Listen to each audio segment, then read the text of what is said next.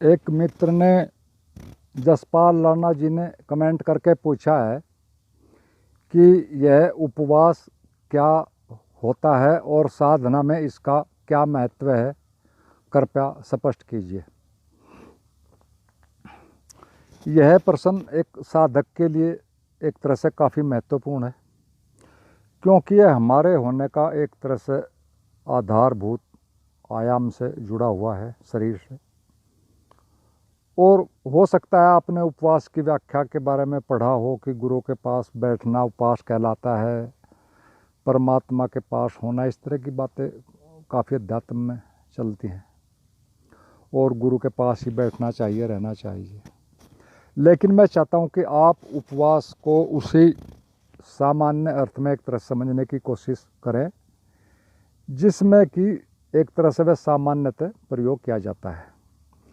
और निवेदन है सभी मित्रों से कि वीडियो को एक तरह से अंत तक देखें, सुनें।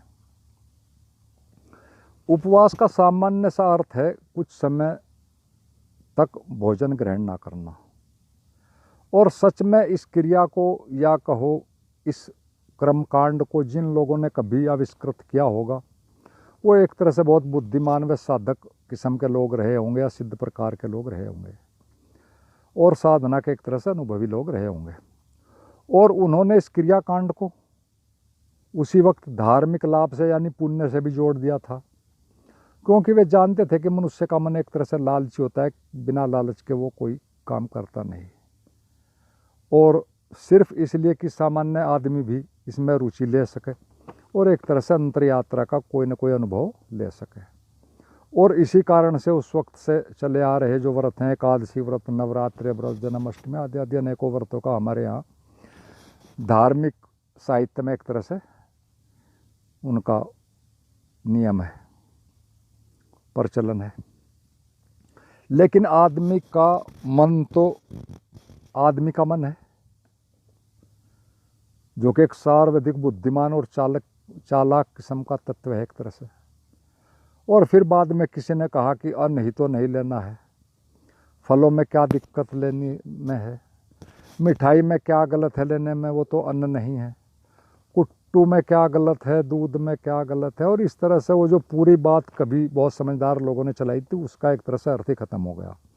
और मात्र एक ये जो उपवास वाला मामला था एक तरह से शुष्क और अर्थहीन क्रियाकांड बनकर ही रह गया, जबकि यह एक बहुत ही अति लाभकारी एक तरह से आविष्कार था। आपने सुना होगा, पढ़ा होगा, महर्षि पतंजलि के पहले 4 जो अंग अष्टांग योग के, वो शरीर शुद्धि से ही एक तरह से जुड़े हुए हैं, क्योंकि शरीर आधार है साधना का। और हमारे शरीर का शुद्ध व हल्की फुल्की अवस्था में होना बड़ा ज़रूरी है, तभी हम मन को एक तरह से समझ सकते हैं, नियंत्रित कर सकते हैं या को उसके पार जा सकते हैं। और सारी साधना का लक्ष्य तो एक तरह से ये होता है कि मन और शरीर के पार के जगत में जानना, वहाँ स्थिर हो जाना। और उस समय में, प्राचीन समय में, एक तरह से अधिकतर साधनाएं शरीर के तल से ही शुरू की जाती थी। और एक तरह से काफ़ी तो साधना के नाम पर एक तरह से मूर्खताएं और शरीर के साथ अत्याचार भी किए जाते थे, लेकिन चलो तो उस समय की बातें थी। और शरीर मन के बारे में बहुत गलत फहमियाँ भी एक तरह से प्रचलित थी सामान्य जन के मन में भी। लेकिन आज विज्ञान ने इन दोनों शरीर और मन के बारे में बहुत गहराई तक एक तरह से अध्ययन किया है और बहुत से अद्भुत तथ्य एक तरह से प्रकाश में ला दिए हैं, जो कि एक तरह से सामान्य जन के लिए भी लाभदायक हैं और साधक वर्ग के लिए भी एक तरह से लाभदायक हैं। और अब तो मन को समझने के द्वारा ही अध्यात्म में बहुत कुछ किया जा सकता है, पूरी गहराई तक जाया जा सकता है, क्योंकि मन ही असली है, मन मालिक है शरीर का भी, भले ही जुड़ा हो। और अब क्योंकि हमारा होना एक तरह से मनो शारीरिक बात है, यानी हम मन और शरीर दोनों का ही एक तरह से संयुक्त कार्यक्रम है हमारा होना। अतः एक साधक को तो अपने शरीर व मन दोनों को ही समझना होता है।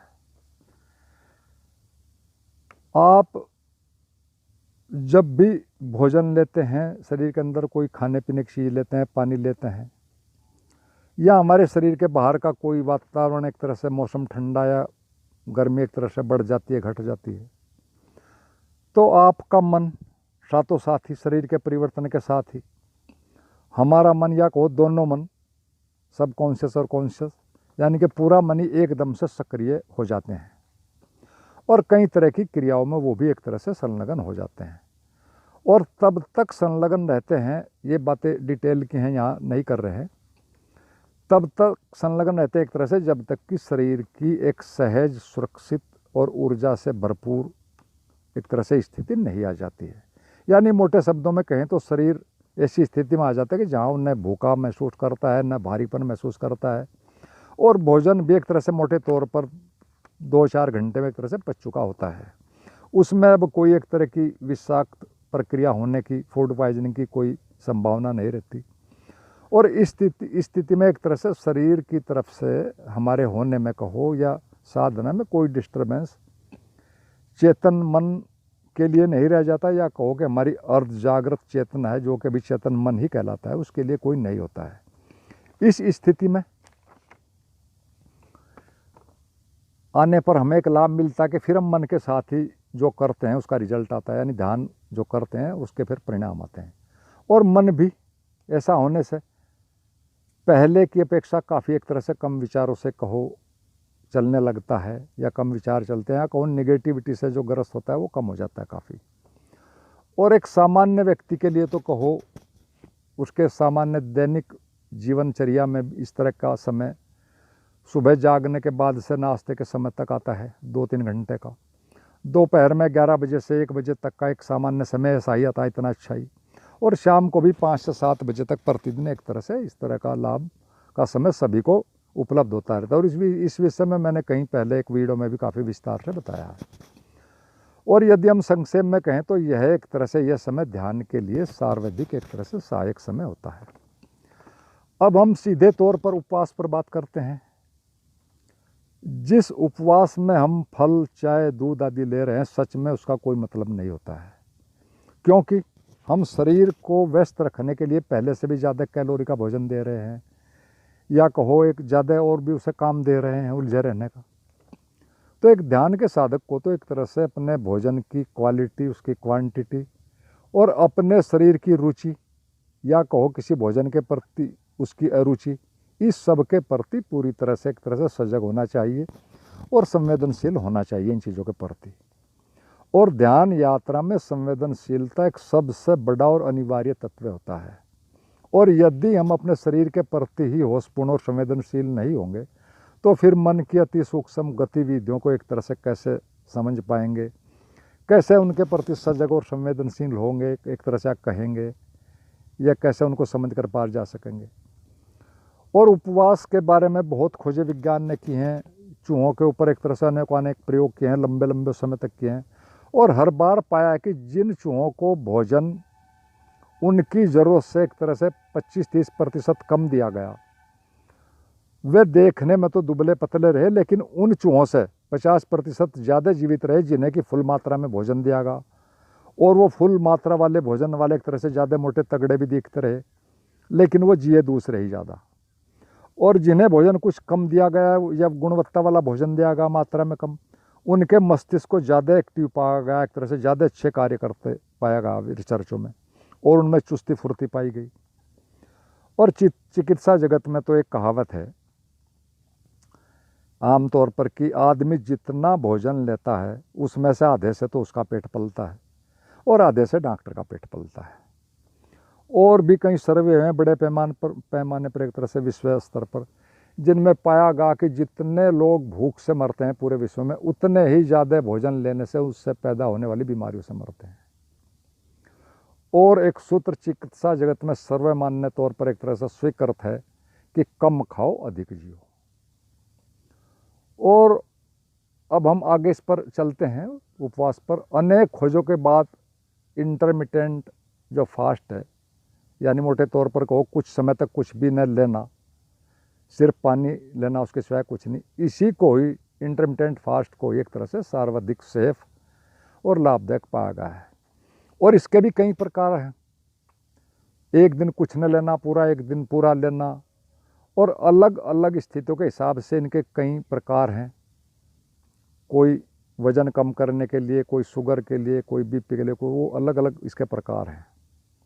लेकिन साधक के लिए जो एक तरह से सर्वश्रेष्ठ पाया गया है वो ये है कि 14 या 16 18 घंटे तक कुछ भी नहीं खाना पानी पीने के सिवाय, और बाकी के समय में सामान्य रोज वाली मात्रा में ही भोजन लेना। और यदि उस थोड़े समय में आपने जो 8 घंटे हैं उसमें अधिक कैलोरी वाला भोजन ले लिया अधिक मात्रा में, तो फिर सच में उपवास का कोई अर्थ नहीं मिलेगा या कोई लाभ नहीं मिलेगा। और यदि सामान्य कैलोरी वाला ही भोजन लिया तो फिर उससे बड़े लाभ आते हैं। ब्रेन फंक्शंस बहुत एक तरह से बेहतर हो जाते हैं, सभी अंगों के जो हमारे अंदर के शरीर के सबके स्वास्थ्य में एक तरह से सुधार आता है, और शरीर में एक तरह से बीमारियां भी काफ़ी कम रह जाती हैं। उसका डिटॉक्सिफिकेशन एक तरह से हो जाता है, यानी विषैले पदार्थ बाहर निकल जाते हैं, उनमें बहुत लाभ पाया गया है और बीमारियां लगभग बहुत एक तरह से कम हो जाती हैं। और यहाँ पर हम समझते हैं कि सारा उपवास से क्यों होता है। उपवास के जो एक तरह से लाभ हमारे शरीर में पाए जाते हैं या हमने अभी तक बातें की हैं, उसका कारण हमारे शरीर की एक ऑटोमेटिक क्रिया का, प्राकृतिक प्रक्रिया का होना होता है, जिसे कि मेडिकल भाषा में ऑटोफेजी कहते हैं। और इस पर भी बहुत सी गलत फहमियाँ हैं, ऑटोफेजी पर भी बहुत से गलत लोग जो समझते नहीं बातों को, गलत चीज़ें प्रचारित करते रहते हैं इंटरनेट पर। लेकिन यहाँ पर हम जो शुद्धतम वैज्ञानिक निष्कर्ष हैं उनकी ही बातें करते हैं। यह प्रक्रिया होती क्या है, इसको हम थोड़ा समझते हैं। ये हमारे अंदर हमेशा ही होती रहती है, वैसे तो कम मात्रा में। इसमें होता क्या कि हमारे बॉडी सेल्स कुछ खास परिस्थितियों में या कहो प्रतिदिन कुछ समय के लिए अपने ही अंदर पड़े हुए, हर सेल अपने अंदर पड़े एक तरह की फालतू चर्बी को, फालतू प्रोटीन कणों को, मरे हुए बैक्टीरिया वायरस आदि को, या जो भी इस तरह का कचरा एक तरह से पड़ा होता है, चाहे वो किसी भी तरह का है, उसी को पचाकर उसको एनर्जी में बदल देता है। ये हमारा एक प्राकृतिक सिस्टम है, बहुत ही बेहतरीन गजब का, और उससे एनर्जी प्राप्त करके उससे अपना काम चलाते हैं। और ये पाई गई हैं बातें कि यदि व्रत रखता है कोई आदमी कुछ समय के लिए, या कहो व्रत के अलावा भी कैलोरी डेफिसिट डाइट लेता है, यानी कम कैलोरी वाला भोजन लेता है, तो यह जो प्रक्रिया है एक तरह से ऑटोफेजी की, यह बहुत बढ़ जाती है। और इस अवस्था में शरीर को अनेक लाभ एक तरह से मिलते हैं, जिनमें कि इन्फ्लामेशन एक तरह से ख़त्म हो जाता है। और इन्फ्लामेशन का मतलब है कि हमारे अंगों में एक तरह से आंतरिक सूजन आती है, सभी अंगों में काम करते रहने से, या बाहर के खाए पदार्थों की वजह से, उनमें विषैले पदार्थों से या खनिज रसायनों से, तो इन्फ्लामेशन में बहुत कमी आ जाती है। और सेल्स के अंदर या अंगों में, टिश्यूज में जो जमी हुई गंदगी है वो बाहर निकल जाती है, अंगों को आराम भी मिल जाता है। और अध्ययनों में एक और बात बड़ी साफ पाई गई है कि उपवास में, दौर में उपवास रखने से इंसुलिन की मात्रा का स्राव सही हो जाता है, बीपी सही हो जाता है, और एक एजिंग प्रोसेस भी एक तरह से धीमी हो जाती है, बूढ़ा होने की प्रोसेस भी हो जाती है। और मेन बात ये होती है कि ब्लड का जो एसिडिक लेवल है एक तरह से वो कम हो जाता है, क्योंकि उस समय में हम कुछ भोजन तो ले नहीं रहे होते हैं, सिर्फ पानी पीते हैं, और पानी से काफ़ी दूषित पदार्थ निकल जाते हैं और एसिडिटी भी ख़त्म हो जाती है। और इसी समय में कैंसर सेल्स भी काफ़ी नष्ट होने लगते हैं, उनको भी एक तरह से जो हमारे बॉडी सेल्स हैं एक तरह से वो खाने लगते हैं, या कहो उनकी प्रक्रिया में वो नष्ट होने लगते हैं। और सच में तो यदि हम देखे जाए इस पूरी कहानी की, दो बातें निचोड़ के हैं जो यदि हम समझ लें कि शरीर की सभी बीमारियों की जड़ इन्फ्लामेशन और एसिडिटी ही है। ये एक वैज्ञानिक रिसर्च बात है। इन्फ्लामेशन, अंगों के अंदर की सूजन, सब बीमारियां उससे पैदा होती, या फिर एसिडिटी, ब्लड के अंदर एसिडिटी ज़रूरत से ज़्यादा होना। और इससे, व्रत से, दोनों ही एक तरह से वो बहुत हद तक ठीक हो जाती हैं, कहो सही लेवल पर आते हैं, बहुत कम हो जाती हैं। और ध्यान की गहराई तो एक तरह से खुद ही बढ़ने लगती है। और कुल जमा बात यह है कि सही ढंग से और अपने शरीर के अनुसार, उसकी अवस्था के अनुसार यदि हम उपवास करते हैं तो उससे अनेक लाभ, अनेकों प्रकार के एक तरह से चमत्कारिक लाभ मिलते हैं। ये बिल्कुल साइंटिफिकली प्रूव्ड है।